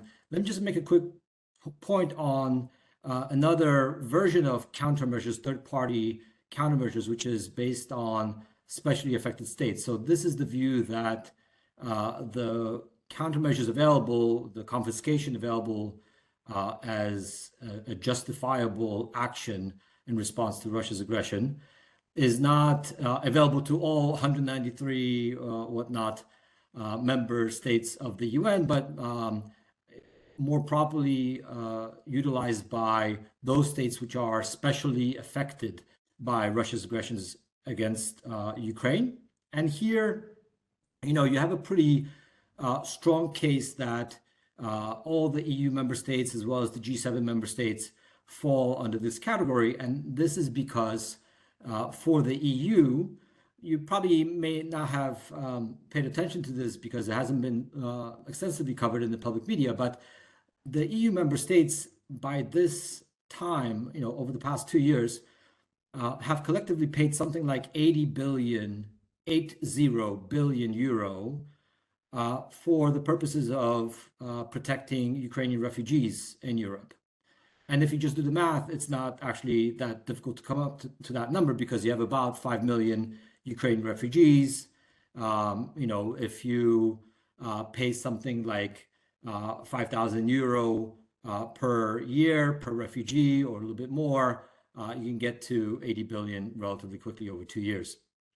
And this is, monies that the EU member states and the EU institutions have been obligated to pay, because it's a direct consequence of the war, Russia's aggression against Ukraine, and the EU member states' obligation to welcome refugees and to provide basic minimum housing, food, and protection as part of their international obligation. So it's a direct cause of Russia's aggression, and it's sort of a direct, no one thinks of protecting refugees as injury to the EU. This is our obligation. This is what we need to do. But for purposes of countermeasures and customary international law, it qualifies as indirect or as injury, and would qualify all EU member states as especially affected. Slightly different, the same sort of refugee protection argument would apply to countries like the UK and the United States and others as well. You also have some security arguments that would qualify NATO member states like the UK and the United States and Canada as especially affected, because their obligations under NATO are triggered or enhanced or made more onerous because of Russia's aggression against Ukraine.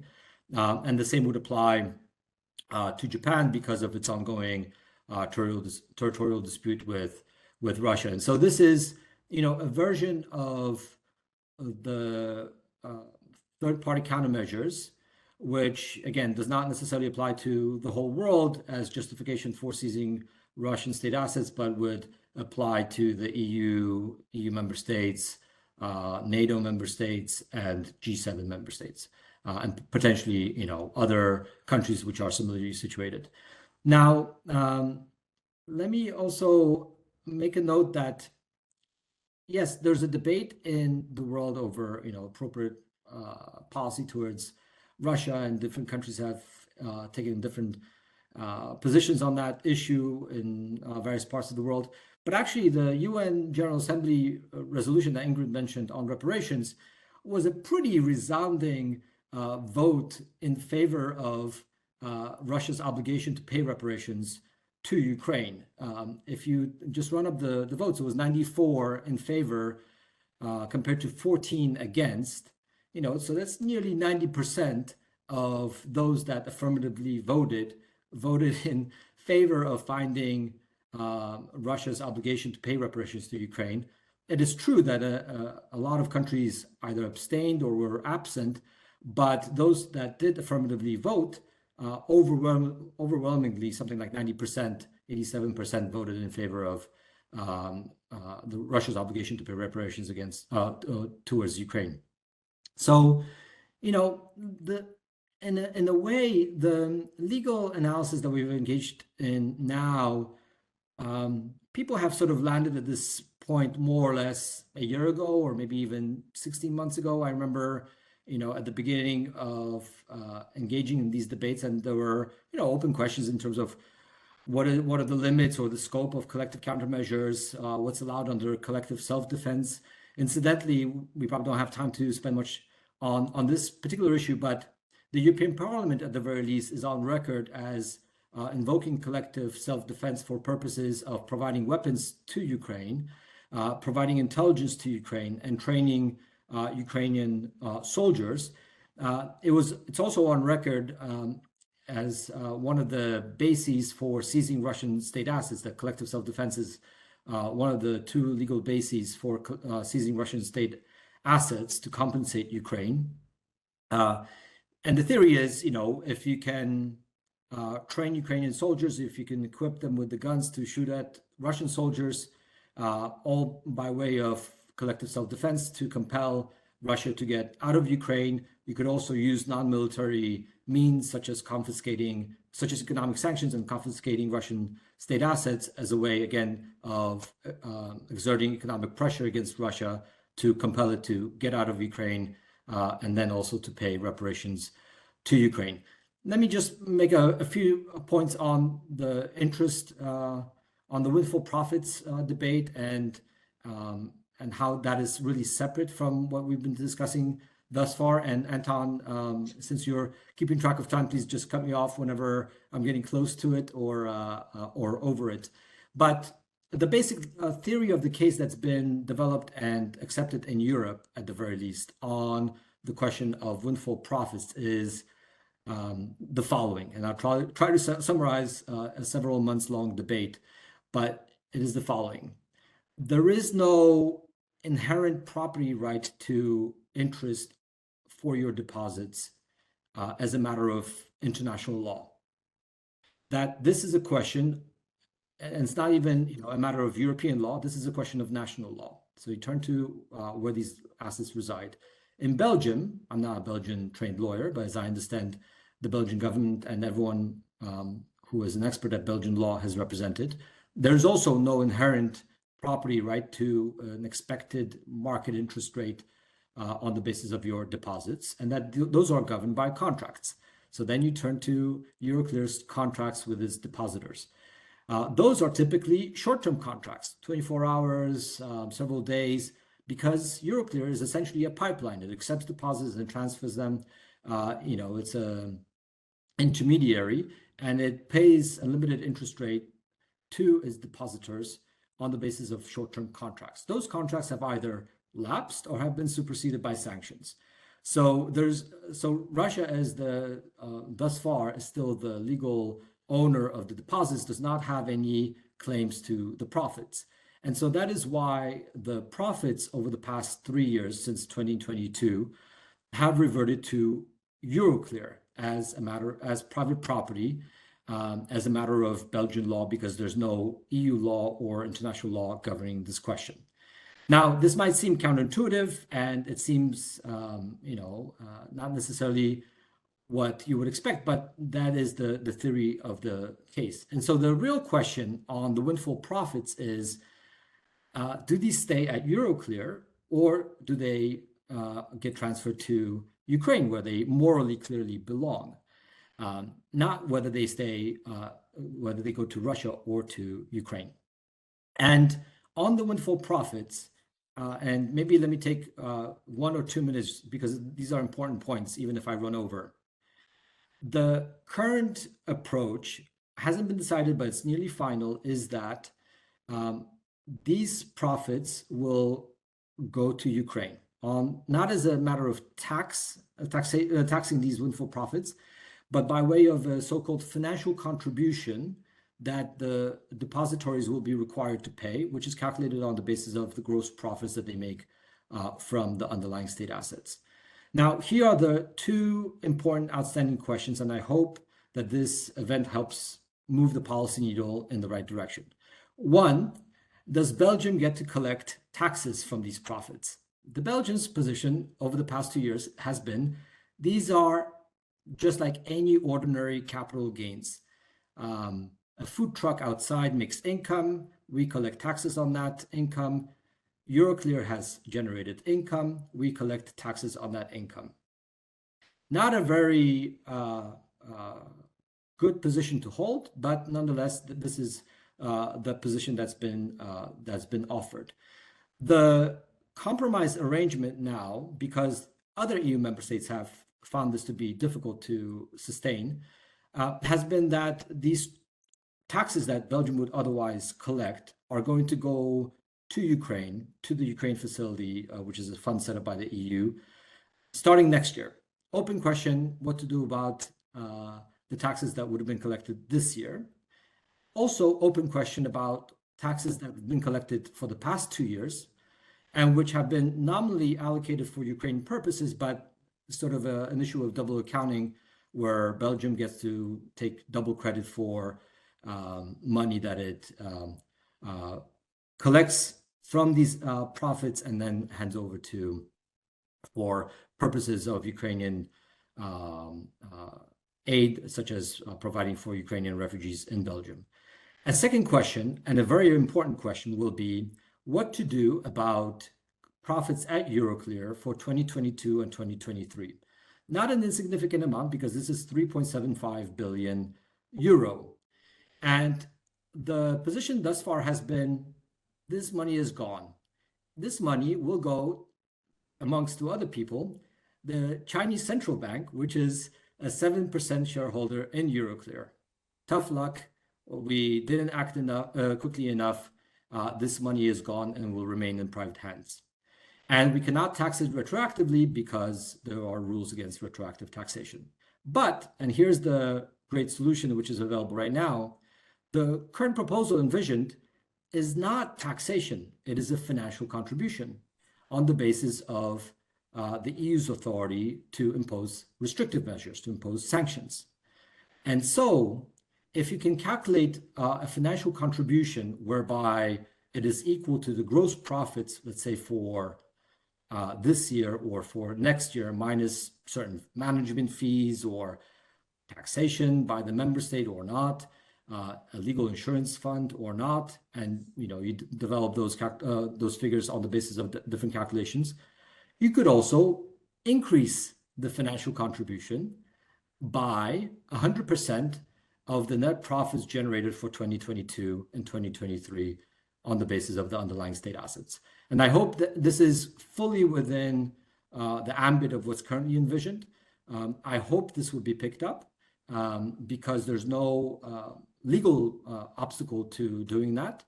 3.75 billion euro is not going to shift the tide of war in Ukraine, but it's nearly all of the European peace facility for last year. So it's not, an insignificant amount of money. And it will also stay with the principle that no one gets to keep wartime profits from this unfortunate and tragic situation, and that all monies and all assets which can be generated for the purposes of Ukraine and helping Ukraine are generated. Thank you.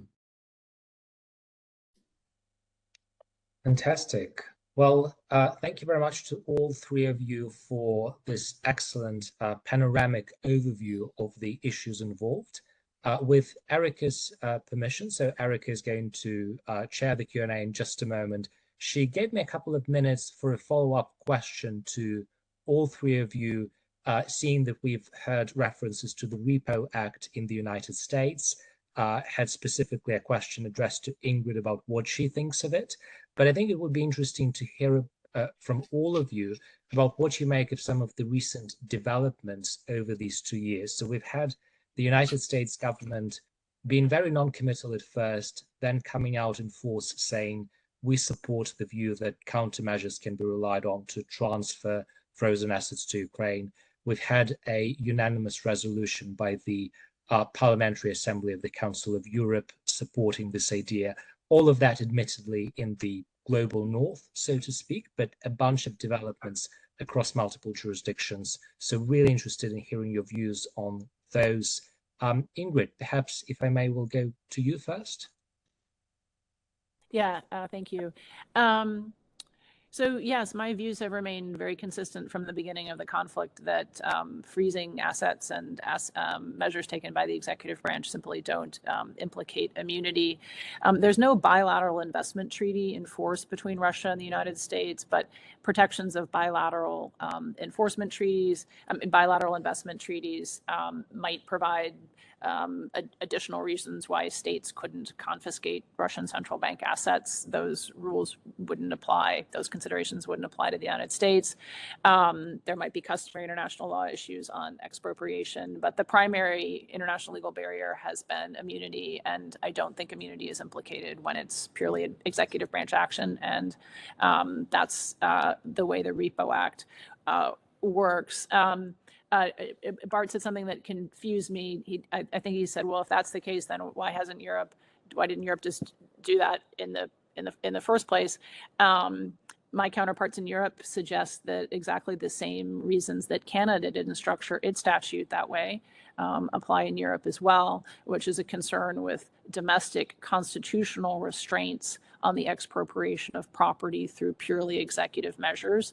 Now, obviously, there's a lot of countries in the EU, and different countries have different domestic provisions. The original Canadian statute, the draft, would have provided purely executive branch action, and Canada, in the end, did not pass that statute because they felt it would be unconstitutional. So there are some constitutional constraints lurking in the background.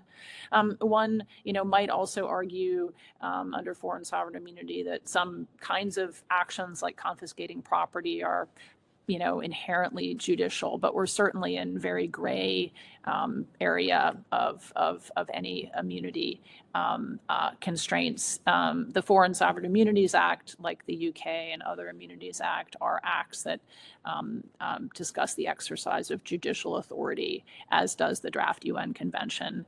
The Repo Act does not, at least in the first instance, engage judicial authority.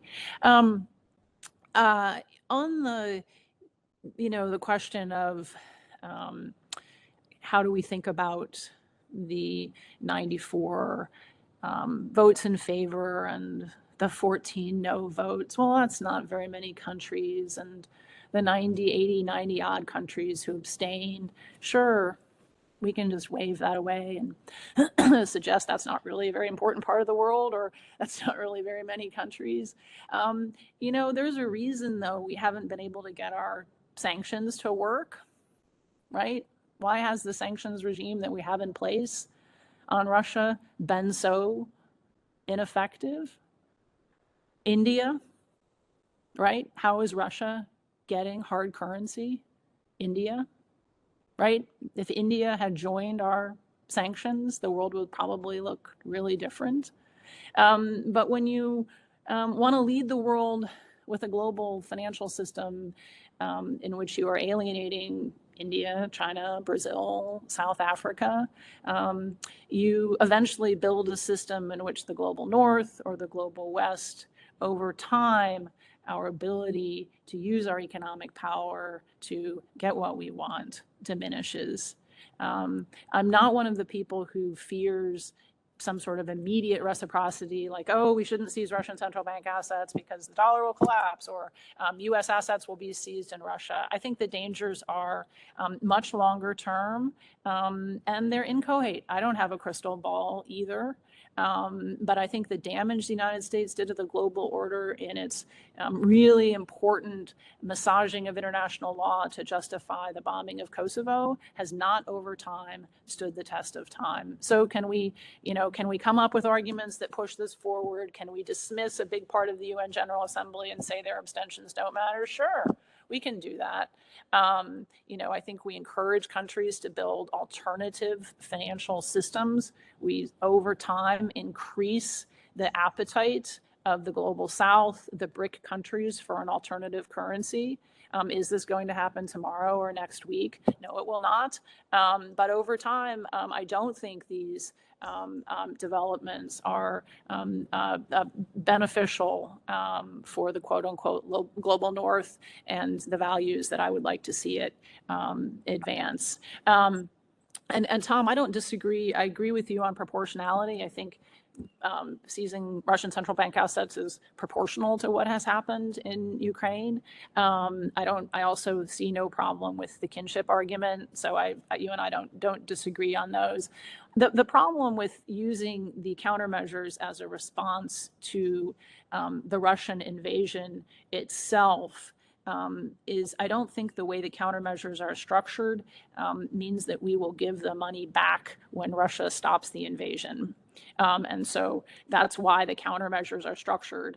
I think that's legally why the countermeasures are understood as countermeasures in response to the duty to pay reparations. Is the duty to pay reparations one of these special areas of international law that we need to uphold over everything else? Does it count as an erga omnes obligation or some kind of jus cogens obligation? We can say it does. We'll create a bunch of new law and we'll see how the world goes with a lot more self-help. And maybe the self-help is good, as I said, but we will certainly be moving customary international law in countermeasures in a bright new direction. I'll leave it at that. Thank you, Ingrid. So a bunch of topics there. So the current state of the law, the current limits of countermeasures, the implications of the announcements by, let's say, the US government. Did they get the current law wrong? How should they think about the implications of the greater reluctance on the part of some of the countries in the global South? A bunch of issues there. Tom, would you like to reflect on any of those? And I realize we now have to be very epigrammatic to leave some time to Erica and broader Q&A.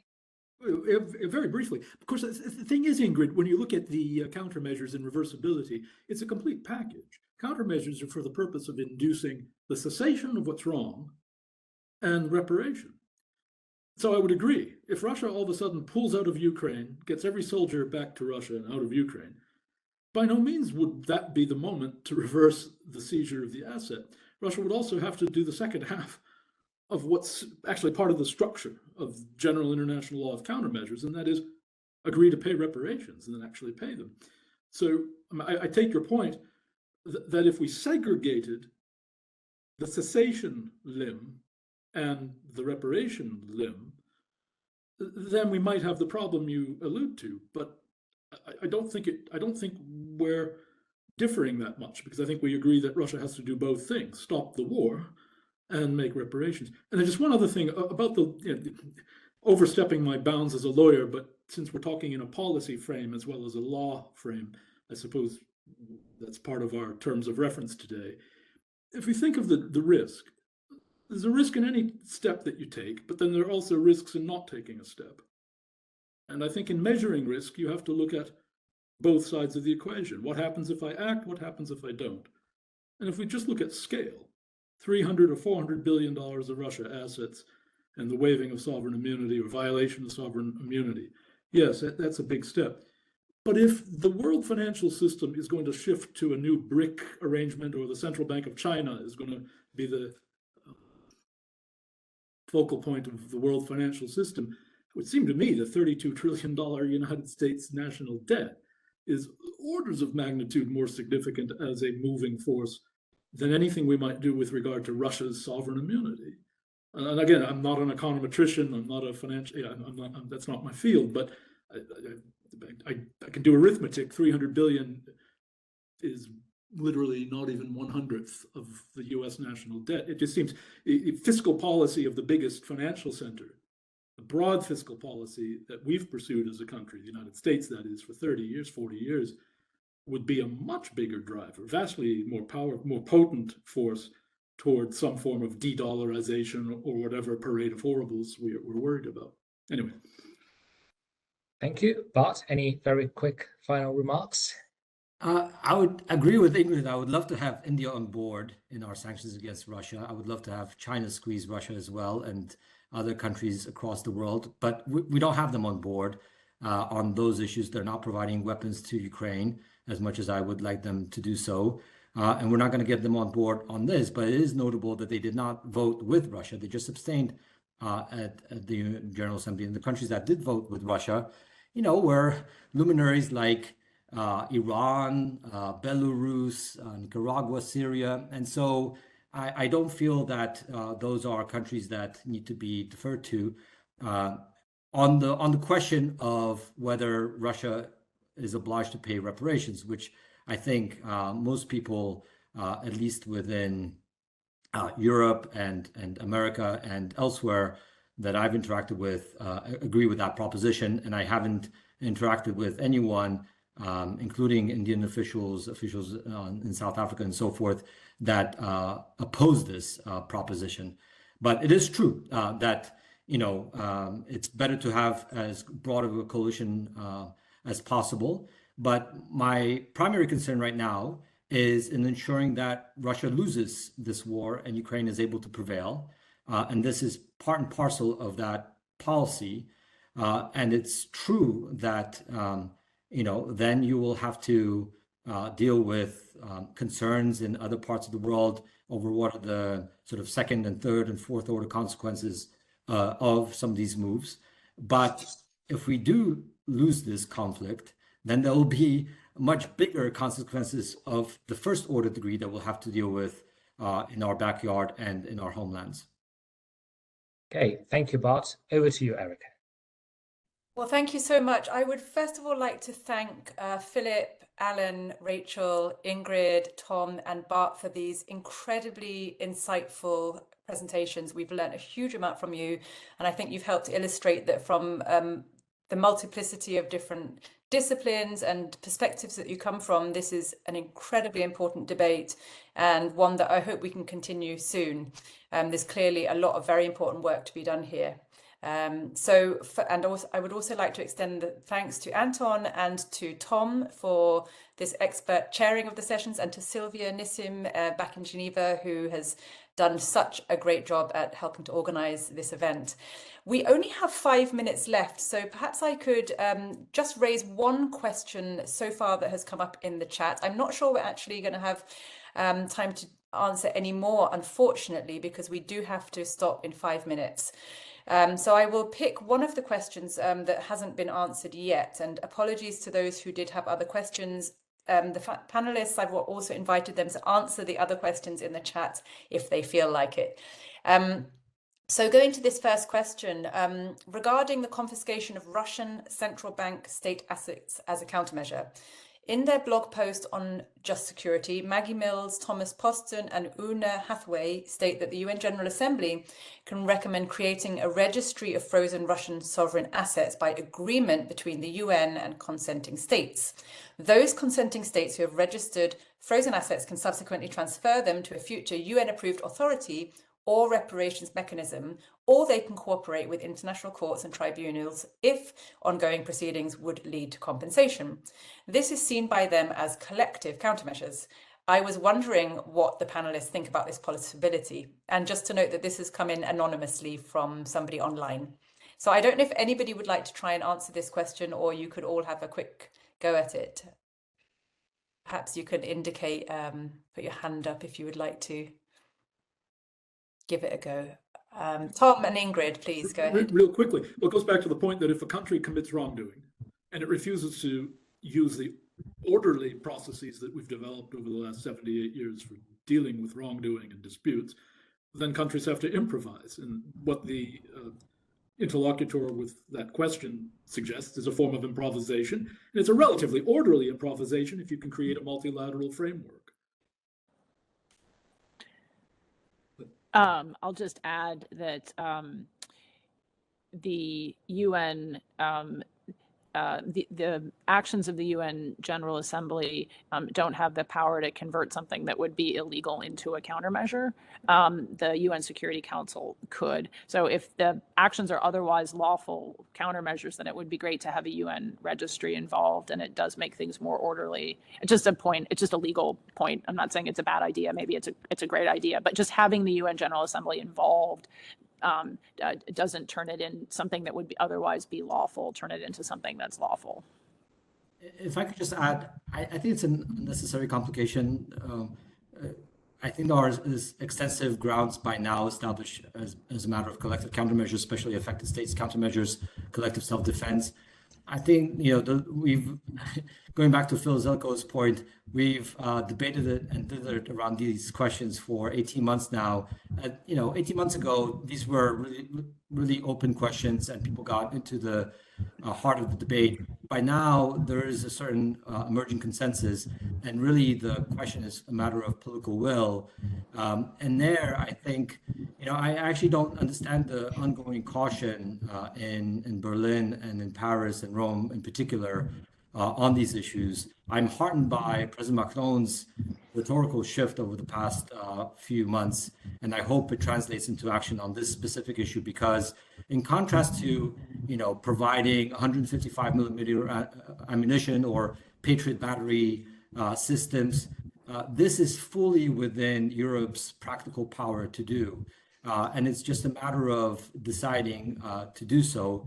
And as we've established, I think, extensively by now, there are ample international legal grounds to do so as well. Thank you very much for those three succinct answers.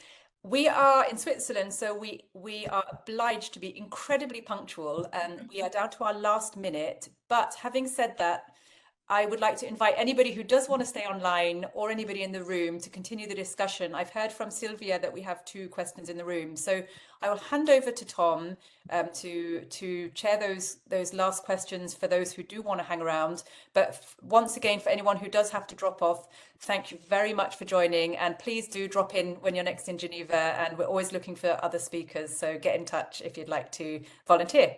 Thanks once again. Over to you, Tom. Okay, Erica, I do have, in fact, one of our colleagues who helped organize and think about this, Greg Marmalard, has a question. And I will say the usual rules: identify yourself, or just identify you in your research. Here, short question, and if possible, targeted to speakers. My question was about the collateralization of the frozen assets, which wasn't addressed. And maybe that's the next session we could organize, because none of the speakers dealt with this issue. And from a common sense perspective, it seems that this policy option could be a viable alternative, and there's a lot to offer, in the sense that if you have a lending facility that could lend up to 3 billion euros to Ukraine, it would be Ukraine that takes the debt, and it's only in case Ukraine no longer exists that the European lenders or US Anglo-American lenders would appropriate the frozen assets. So it's not an immediate confiscation, it's a conditional and deferred confiscation in case Ukraine is defeated and no longer exists. And I think that's the main worry in Brussels today, is that they're worried that in 1 year there's no Ukraine to do, and that all the investments they put in the country are completely dead. So I was wondering if, from the point of view of both lawyers and policymakers, why this option is not looked upon as seriously as all the asset management fund. It also has the advantage of postponing the discussion of reparations to after a ceasefire, in the sense that if it's Ukraine who takes the debt, it can go to the general budget, and Ukraine doesn't have to start lengthy discussions about hearing reparations claims and allocating money based on the receivability of these claims. You can just use it for buying weapons or rebuilding hospitals or roads. It's its own debt. So from that point of view, there's also this, the question of urgency seems to be addressed. So I'm wondering what is the state of the discussion on the collateralization of frozen assets? You want to direct that toward? Whoever wants to respond, and if you have specialists, we could have part 2 in a few weeks and talk about collateralization of assets as opposed to confiscation of assets. Okay. One more, and then I'm afraid. Well, I'll take one more. Yeah. So my question has to do with risk assessment. Maybe yourself. Sorry, my name is Farzan Sabet. I'm a research associate here at the Graduate Institute, the Sanctions Sustainable Peace Hub. My question is regarding kind of risk assessment to think through the implications of this action. Having spoken with both GCC diplomats as well as like Chinese think tankers, my understanding is that there won't necessarily be an immediate reaction to any kind of seizure or confiscation, but that they're considering longer term measures of varying ranges. Chinese thinking is much more advanced in this than obviously the Saudis and others. My sense is that my question is if, in the positions that you have, any of you have an understanding of the implications, first on an economic term, in terms of how it affects Europe's ability to borrow funds outside of U.S. debt markets, and to the extent to which then it makes Europe much more reliant on U.S. markets for raising funds. And then in the case of seizures, something that we've increasingly started to see, for example, regarding Iran, is military and other forms of retaliation for seizures of certain types of its assets. So what kind of retaliation do we expect, whether it's intelligence, cyber, military, sabotage, from Russia for such an action? And one final question. You can introduce yourself. Hello, my name is Thomas. I'm a master's student here at the Graduate Institute in Conflict Studies. My question is very related to what Sir just asked. It's for the policy aspect. Unfortunately, there are no more policy speakers, but I heard a lot of blackmail, or I don't see them on the screen for the first panel. There was a lot about blackmail threats in the form of not buying any more sovereign funds and such. So very down to earth question, are there any risks that there be retaliations that are not of the financial type? So there was an argument made by the professor, I think in the United States. There was an argument made by the professor in the United States that the goal of these sanctions are to help Ukraine win the war and put Russia in a position where it can't envision winning the war anymore. If the West puts Russia in this position, is there any risk of military escalation? All right, I don't have that on the monitor. Can I jump in, Tom, on some of these retaliation points? Yes. So, one clear area of exposure for Europe in particular are something like 500 German, French, and Italian firms which are still in Russia by latest databases. Now, something like close to 300 firms from Germany, or just over 100 firms from France, and 100 firms from Italy. Now, if you look at the assets that these firms still have in Russia, they're on average quite limited, something below 100 million on average. And so if you total it all up, it's around 50 billion euro exposure. And it's real money, especially to those individual firms. Now, there are two ways to deal with it. One, the respective countries, Germany, Italy, and France, could provide some sort of an insurance fund to ensure that, let's say, a particular firm that might get expropriated as retaliation for our lawful action of seizing Russia's state assets would be expropriated. And that if that firm would face economic difficulties, if that expropriation by Russia would be a real detriment to the financial situation of the firm, then maybe it could seek some compensation, while at the same time it would preserve its legal claims against the Kremlin when the time comes. Because clearly Russia's expropriation would be unlawful, whereas our seizure of Russian state assets is, as we established, a lawful measure. But this is a real risk, and I think people have paid attention to it, and there are various ways of dealing with it. Now, this is the sort of the worst case scenario in my view. I think in practice, this wholesale expropriation by Russia of 500 European firms might not come to pass, because if you think about it, going after small scale assets of 100 million euro each across 500 different targets, it's not a very easy thing to do, and probably quite cumbersome to try to identify where these assets lie and what can actually be taken over and who would be an interested buyer or an interested sort of illegal owner in Russia. But in any event, I think this is a real risk. On the other hand, I think there are ways to address it.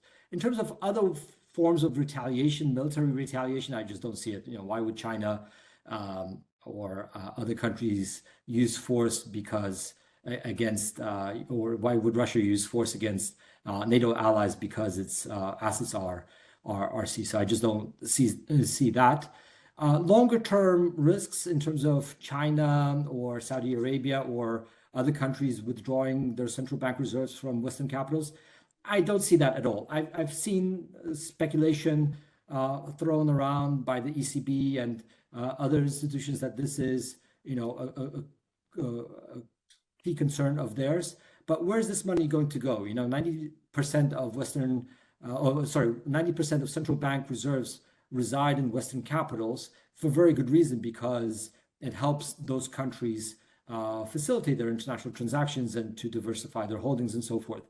I just don't see where that money would go, because there are no other viable markets, and the money is where it is because of very good economic reasons. So I'll just pause there. That there's some real risks that could be mitigated, and there are other risks that are very speculative and overblown, in my view.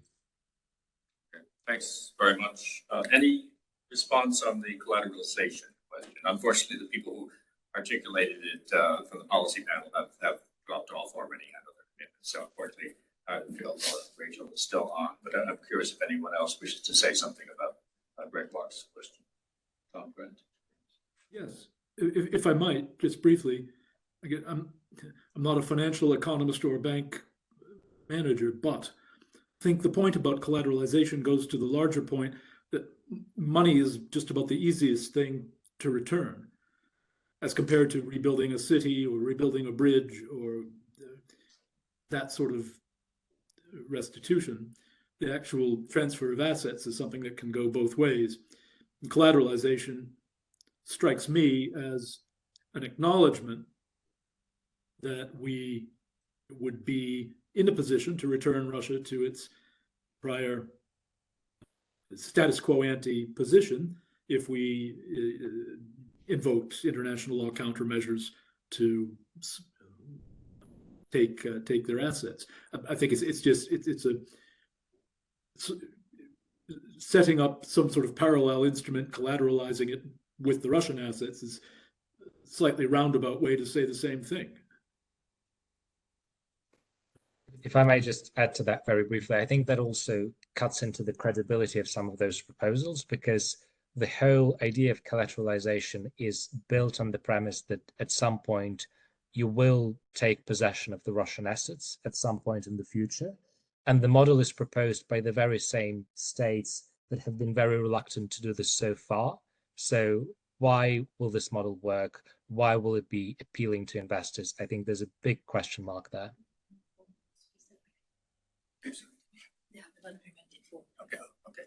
All right.